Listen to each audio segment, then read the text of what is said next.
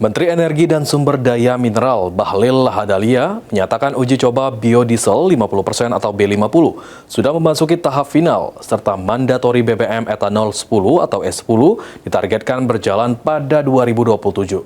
Pada peringatan Hari Jadi Pertambangan dan Energi di Jakarta pada Jumat 24 Oktober, Bahlil menyatakan penerapan mandatori tersebut merupakan upaya pemerintah dalam menciptakan sumber-sumber energi dari nabati demi memperkuat kedaulatan energi.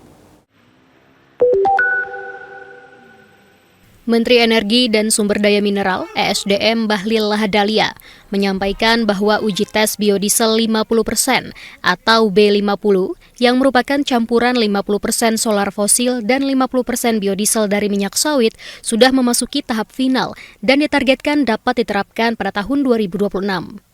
Selain itu, Bahlil mengatakan mandatori bahan bakar minyak BBM campuran etanol 10% atau E10 direncanakan berjalan pada tahun 2027.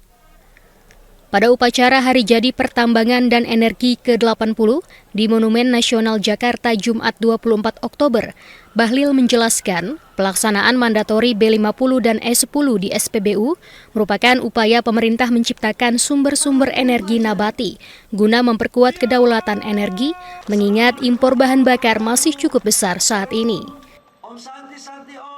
Dalam hal transisi energi, kita juga ke depan di tahun 2025 sudah akan kita masuki untuk dari B40 menjadi B50. Dan sekarang tesnya sudah mau final.